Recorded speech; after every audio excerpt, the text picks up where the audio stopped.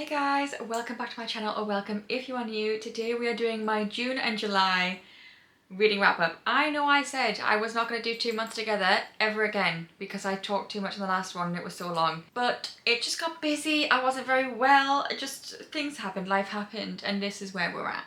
So we're going to do my June and July reading wrap up in one, and I'm just going to rapid fire through them so I don't talk for ages. It does help. In July I was in a reading slump and I only read 5 books, but I did still read 10 books in June. So we have 15 books to talk about in total, so let's just get straight to it. The first book I read in June was Fever Dream by Elsie Silver. This book I rated 4 stars. I thoroughly enjoyed this. This is the first book in her Emerald Lake series. So we're following Emma and Julia. Julia is Theo from Chestnut Springs' sister. And then Emma, we meet in Chestnut Springs because he's Theo's rival, but we also meet him in Rose Hill because he knows Bash. I want to say his name's Bash. And they're quite good friends. So we're doing like a reality romance TV show kind of thing. And she is working on the show. She is not one of the contestants. It's kind of like The Bachelor, but for ranches. I don't know. But it was really fun and I really enjoyed it. And I don't remember a thing about it now because it was June when I read this, but it was really good. I do remember that. Then I read One Golden Summer by Carly Fortune. This one I rated a 4.5. I loved this book. Okay, I read Every Summer After in 2023, I think. And I did enjoy it, but obviously the things that happened at the end, didn't love that, not gonna lie. And so because of it, I did have weird feelings about Charlie. But in this book, I absolutely loved him. And I knew everyone else did, so I went into this book with an open mind because I'd seen other people read it and say that they absolutely loved him. This was just such a good summer read. It was really feel good. There was a couple, okay, I could kind of figure out why he was pulling back and acting the way he was acting. I didn't agree with it, but I could figure it out from like a mile away. And I understand his reasoning, but he was being a little bit silly, but he came round, of course. I would say you don't have to read Every Summer After to read this book, but I think you should, so that you get the full scope of Charlie's character development and like the backstory and all that, because you are told in this book what happens in Every Summer After, so it does spoil it. So if you want to read Every Summer After, then definitely read that first before you read this, because you will have the twist spoiled for you. And also the way they go through it, it's just like very blasé, very quick. You don't get the full meanings behind what happened, and you don't get the full context. Okay, then we went on a bit of a fantasy second book in the series kick. We started off with Fury Bound by Sybil Sorensen. There is a reading vlog of the next 3 books I'm going to mention, already up on my channel. This one I rated a 4.5 stars. I really enjoyed this one. Not quite as much as Bound, but I still really enjoyed this, and I cannot wait for the next book in the series. I can't say much about this book because obviously it's the second book in the series and I don't want to spoil things. Basically, in book 1 you're following Merrin. Her sister basically goes missing and she thinks she knows who's taken them, so she ends up being kind of forced to enter into these trials in the hopes that if she gets through, she ends up on the front lines because she thinks that's going to get her to where her sister is, to be able to save her. The only thing is, this year, it's not just like these regular trials. It's like you bind yourself to a direwolf. You don't just like do the original trial and end up in the army. Like you go to try and bond with the direwolf. And if you do, you end up in this school for like, I want to say 6 months, but is it like a year? I think it's 6 months. To learn to bond with the direwolf. And she's like, I don't want this. I don't want to bond with the direwolf. I want to get the front lines, get my sister, get back home. So yeah, it's kind of like that school setting. We have like the love interest is interesting. I won't give you any more about the love interest and how things kind of progress, and it's just there's definitely tropes there, and I will let you just enjoy the tropes as you read them. Then I read Light Wielder by Rachel Schneider. Again, can't talk about this much because it's the second book in the series, but I did rate this 4 stars. I'm not sure which I prefer more between Metal Slinger and Light Wielder. I think I've rated them both 4 stars. There is a time jump between where Metal Slinger ends and where Light Wielder starts, and that time jump made me feel nauseous. I was just like, what do you mean that much time has passed? And then just angst, the yearning, everything. And I mean that from his point of view, okay? I don't know if is it Aka or Aka? Aka sounds less stupid. Either way, it's a little bit of a stupid name. He is a man who yearns. Like, bring back yearning. Aka brought it, okay? If you like a trope where a man is so down bad that nothing you can do will stop him from loving you, you should read this series. But it is a little bit tropey at times. Anyway, the whole time I didn't know who to trust, and it was a bit annoying, and that is purely the first book's fault. But I'm decently happy with where it ended, and I'm excited for the next couple we're gonna get. I think they're gonna be a series of interconnected duologies by the sounds of it. So I'm interested to see. There's two couples I have in mind. I wonder which one the next book's gonna be about. So we'll just find out when we get it, I suppose. And then I read Ride to the Starling by Devney Perry. This one I rated a 4.5 stars. Again, just preferred Shield of Sparrows more because it gave me that 5-star feeling. But this was so good. The way this book had me gagged when I realised what it had been doing the whole time. Like, I won't go into any detail about it because I thoroughly think if you've read Shield of Sparrows, or if you haven't read it, trust me, just read it. If you've read Shield of Sparrows and haven't read this book yet, I'm not going to give you anything because you just need to go into this completely blind, aside from obviously the previous knowledge of Shield of Sparrows. The way it just got me, and then when it did, just all these little pieces just fell into place, and you realise the bigger plot and the bigger meaning that Devney Perry has been putting throughout the whole 2 books, and you just...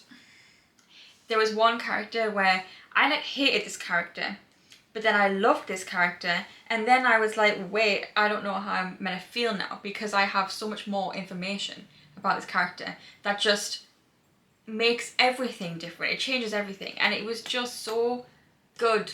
And then the cliffhanger we were left on, I cannot wait for Seven and Swift. I cannot wait. We need more fantasy from Devney Perry. I really hope this is like, she writes more fantasy for us. She's done a lot of contemporary romance and like small town suspenseful romance. I need more fantasy from Devney Perry. Okay, after that we did change it up, and this is when we start to see the beginnings of the reading slump happen. I read the whole Edge of Darkness trilogy and Psychotic Obsession. So we have Insatiable, Voracious, Restitution, and then Psychotic Obsession, which is the prequel book to this trilogy. You can read it first, you can read it afterwards. It's up to you what you decide to do. I read it afterwards and it ruined my love for Tobias a little bit. We're gonna pretend I didn't read it. I mean, I still enjoyed it. So Insatiable I gave it 4 stars. Well, actually, the whole trilogy I gave 4 stars, and then Psychotic Obsession I gave a 3. I still enjoyed it, and it was still the same quality of writing and care. So that's what, like, it was a good rating because the story itself was told really well, and like the characters are really in depth and everything. But I just, it ruined Tobias for me a little bit. It really ruined Tobias for me. So for that, I'm gonna pretend it doesn't exist. But this trilogy, oh my god, this was so good. I have never rooted for characters more in my life for them to be okay. You're following, this is a dark romance, very, very, very, very, very, very, very dark.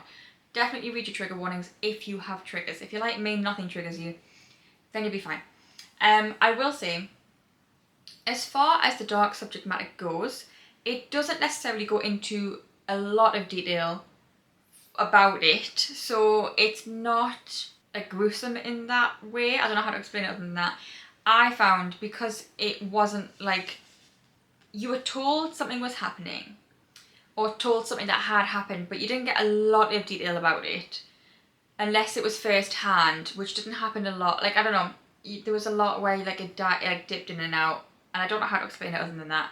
So because it didn't really go into the nitty gritty, I wasn't super affected by it. Whereas, like, say for Hunting Adeline, her time away, we'll say, I'll just say that in case anyone's not read it but wants to, you get so many painful details from that period that it is really hard to read because you are there with her, and it's a lot, and you get so much detail, and it's like painstakingly detailed.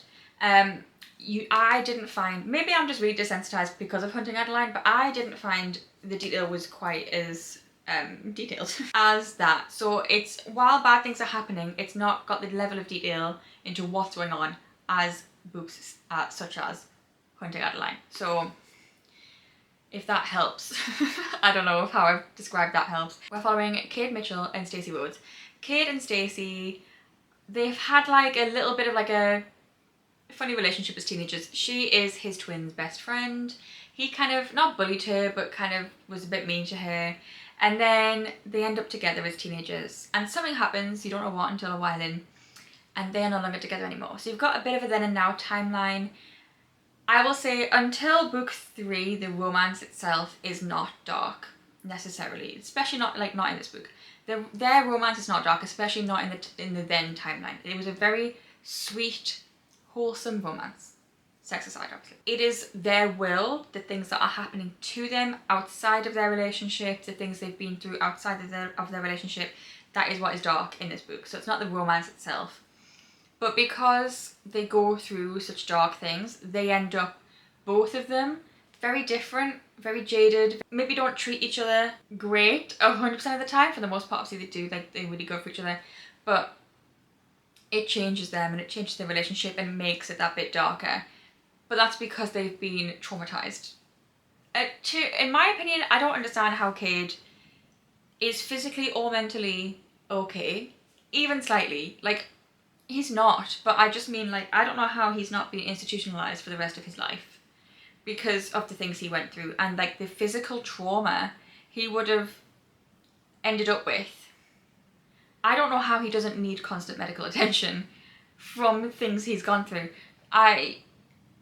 Yeah, it was really good, but like I said, really dark, so do trigger warnings before going into it. So yeah, that was a lot, but I really enjoyed it. I read the whole series fairly quickly. I think I read the whole series in 5 days. I read the whole series in 5 days. Anyway, so yeah, that was a lot. And then I went on to When the Moon Hatched by Sarah A. Parker for a reading vlog, and I did really enjoy this. I gave this a 4.5 stars. I read this just before I went to London, and I really enjoyed this. I don't know how to explain this book to you though, I'll be honest with you, because there's a lot going on in this. Yeah, we're following Rave, who is, I don't know how to explain this book. I've tried 4 separate times now to explain this book, and I don't know how to explain it. All you need to do, if you like fantasy, if you like fae, if you like dragons, read this book. If you like high fantasy-esque world building, but with a side plot of romance, read this book. The only thing you need to go into it is how the days and the day cycle and the year works. It is in the glossary. If you read that before you read the book and then read through the book as normal, you'll pick it up fairly easy. And that is all I can say about this book, because otherwise I don't know how to explain this book just at all. Because it's so much, like, there's a lot going on. There's just a lot basically. But I do highly recommend. I did really enjoy it, and I'm looking forward to, I think, is it going to be a trilogy or is it going to now be more? I don't know. I think it was originally set for a trilogy. Whether that's changed, I don't know. I do hope it's still just a trilogy. I feel like this story would wrap up well in 3 books. So, fingers crossed. Okay, so in July I read 5 books. And I only read 1 of them physically. I read 4 on Kindle. So I started off with The Ballad of Falling Dragons as soon as I finished When the Moon Hatched. But the problem here is I read it before I went to London, didn't finish it, and I had to read it when I was in London, and obviously it was busy, I was hardly reading. If I was reading, my mum was also watching TV and she was right there, and so I wasn't concentrating very well. And so it didn't help the fact that I already was starting to feel slumpy when I read When the Moon Hatched. So I did rate it a 4 stars. I didn't find I enjoyed it more than When the Moon Hatched, but I still did really enjoy it. I just felt the whole time, my main reason I didn't enjoy it as much as When the Moon Hatched, the whole time, there was 2 really bad things that could be happening. We're talking war and a natural disaster. And the whole book, it's, oh no, the war might happen. Oh no, the natural disaster is imminent. Oh no, the war. Oh no, the natural disaster. Okay, are we doing anything? Are we doing anything about that? Either of those things? Because, okay, well, the natural disaster, to be fair, there was certain things that were being done. That's fair enough. But I just felt like it was like, oh, war could happen at any moment. I'm like, okay, where though? Because nothing is happening. And then people are off in different places. And these 2 over here are in so much danger and no one knows, which really stressed me out. And this guy's over here and I'm like, okay, what are you doing? And what is all of this for? It must be for something in the third book, I get it, but just like... And then we've got this guy over here, completely, you know, you're waiting for... So we've got like 5 things. We've got 2 people over here, separately, but sort of together. They're in so much danger, and no one knows. And then we've got this guy over here. We know where everyone knows where he's gone. Everything's fine. Whether he lives, no one will know. They'll just figure it out if he never turns up again. And then you've got, there was the group, but then this guy got separated from the group. And then the group got in a lot of danger and bad things were happening, and this guy had no idea. But this guy met someone else, and that was a big plot twist. And I thought, oh my god, someone in this group needs to know this. I need her to find that out. And we've left the book, she still doesn't know that this person was there. And then also the audiobook, I'm not gonna lie, didn't love the audiobook because it just wasn't, I didn't like the voice actors, like voices that they put on for the characters. That being said, I think there was different male voice actors, I don't know, I need to look it up, but basically the voice that was put on for Pyrock sounded like Lumiere from Beauty and the Beast, and it was hilarious. It was really funny to listen to, I'm not gonna lie, especially because he is like the comedic relief character. It just worked. But then he put a female voice on, and he, in Pyrock's point of view, is describing this person as like the most beautiful woman he's ever seen. And she sounds terrifying. She sounds like she should be from The Ring. Like, she sounds just like she's this really creepy doll voice. That's the voice that they used for her. And I was like, I can't take this seriously. You've just said she's the most stunning woman you've ever seen, and all I'm seeing is like the doll from Annabelle. And like as if you gave her a voice. Like, so that's all I can say about the Ballad of Falling Dragons. Anyway, then I read the whole Bourbon and Lies trilogy. So we got Bourbon and Lies, Bourbon and Proof, and Bourbon and Secrets. I gave Bourbon and Lies 4 stars. Bourbon and Proof 3.5. I think I'm getting this in the right order. And Bourbon and Secrets 4.25. I don't have a whole lot to say about these books. I did listen to most of these because at this point I was really deep in the reading slump. I couldn't be bothered to pick a book up and read it. But I was really enjoying this book. So obviously the first one I gave it 4 stars. This one, she is kind of like on the run. Something bad's really happened and she's in not necessarily witness protection because it's kind of off the books. So she's gone to stay with the Fox family. And the Foxes run this like bourbon business, essentially. They make and distribute bourbon. So she's staying with the oldest brother, but she catches the eye of, I don't remember his name, and I don't have the physical book to tell you what his name is. Grant? He might be Grant. We have Atticus, Grant, and I don't know what the other one's called. I just know one's Atticus, it's quite a distinctive name. Okay, anyway, I'll put on the list, I'll put his name on screen. He catches her eye, but he's lost a partner in the past, and he's just like, I can't do love again. And she has secrets, and I don't like it. I want to get to the center of these secrets. I want to figure out what they are. So it was a fun, giggly time. The second book was kind of a similar premise. So she, again, I've forgotten her name. She is like an undercover cop. And the brother she ends up with, they had like a moment like a year ago. Basically, she blackmailed him in a terrible way. So he's like, if you leave town, then this is fine. Like, we'll never deal with this again. Like, leave town, don't come back. But she comes back, but it's for a job. And she's pretending to be this burlesque dancer.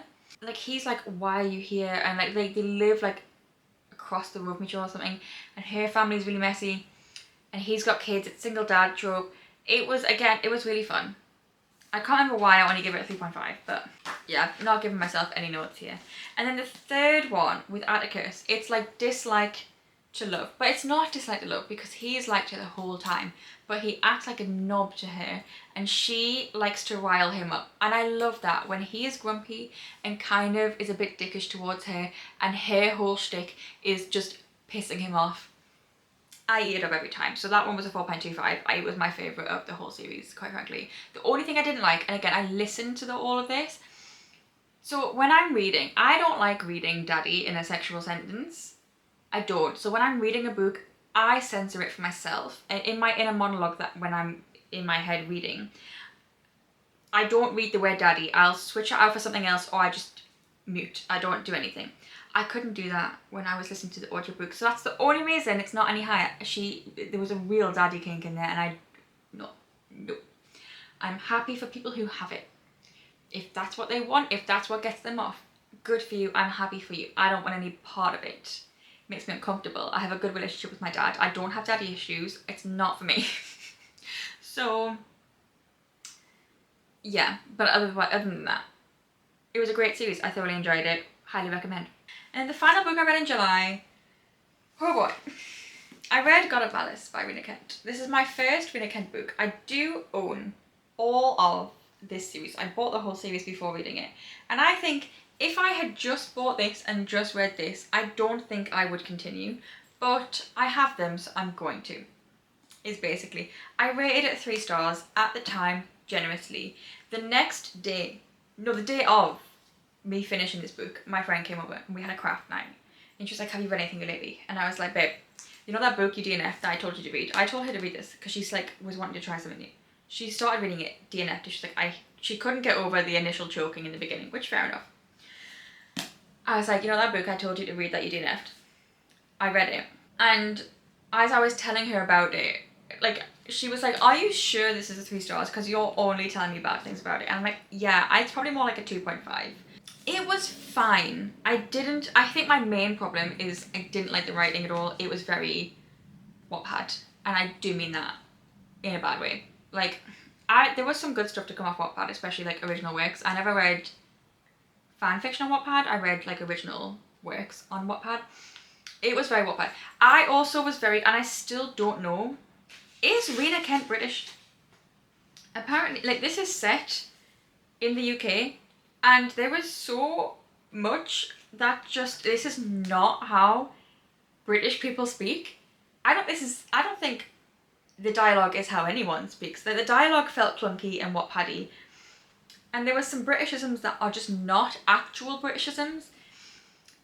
I don't know, I just didn't like how it was written. And like, it was fine. It was entertaining, but again, I was deep in the reading slump. This took me 12 days to read. 12.